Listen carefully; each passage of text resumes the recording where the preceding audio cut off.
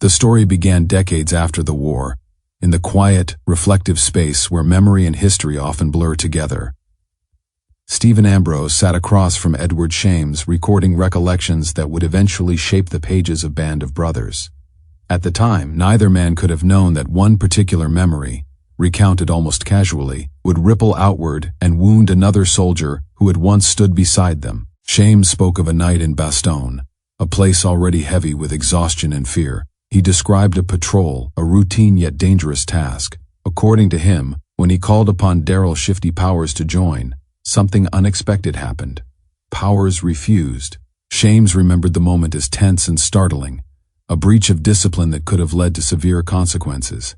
Yet even in his telling, there was hesitation. He recalled weighing the man's past bravery, the countless times Powers had carried out orders without question. In the end, Shames said he chose compassion over punishment, telling him to rest and letting the matter go. It was a small story in the vast landscape of war, but once printed, it took on a life of its own. When the book reached Powers, it struck him like a betrayal.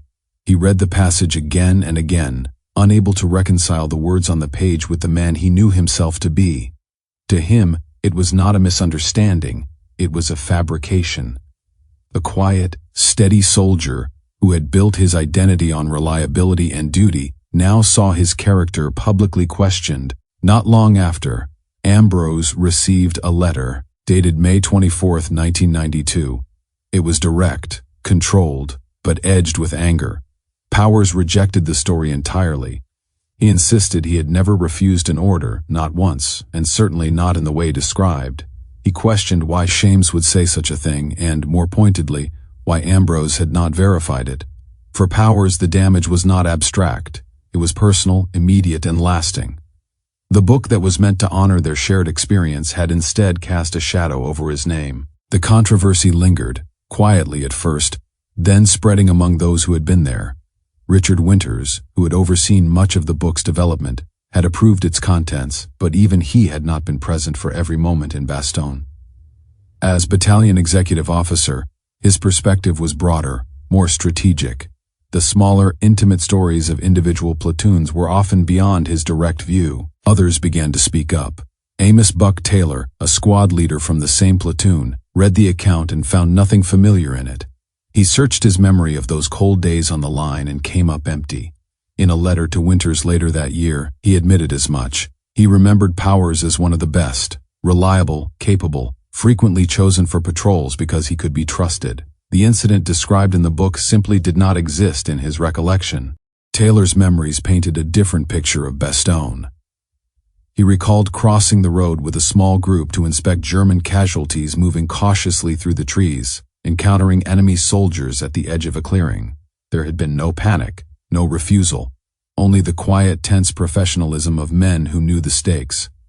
Powers could have been there, he thought. It would have made sense. But Shames, he noted, was not. As the years passed, the story took its toll on Powers. He withdrew from discussing it, even with those closest to him. It was not until much later that he shared the full weight of his frustration with his daughter, Margot Powers. She would later describe how deeply the book had affected him, how a single passage had unsettled a lifetime of earned respect. She understood what others might not. In war, a man's reputation was everything. To question it, even decades later, was to reopen something that had never fully healed. Behind the scenes, efforts were made to correct the record. The disputed passage, page 190, was eventually removed from later editions of the book. It was a quiet acknowledgement that something had gone wrong, though it could not fully undo the damage already done. When the television adaptation of Band of Brothers was produced years later, the incident was absent. Powers was instead portrayed as the soldier many remembered, steady, skilled, and dependable. In contrast, Shames appeared in a harsher light, reflecting the complicated and often divisive opinions surrounding him. Over time, he had become known for controversial statements about fellow soldiers, including claims about Herbert Sobel, Richard Winters, and Lewis Nixon, remarks that further distanced him from many of his peers. Somewhere along the way, Ambrose is believed to have revisited the issue with Shames, though no record of their conversations remains. Whatever was said, it marked a turning point. Shames eventually distanced himself from both the book and the series. expressing bitterness toward the way the story had been told, and questioning whether the truth had ever been the primary goal. In the end, what remained was not just a disagreement over a single event, but a reminder of how fragile memory can be, and how powerful words become once they are written down. For Powers, the correction came, but only after years of quiet hurt. For the others, it was a lesson etched into the margins of history, that even among brothers, the past does not always agree with itself.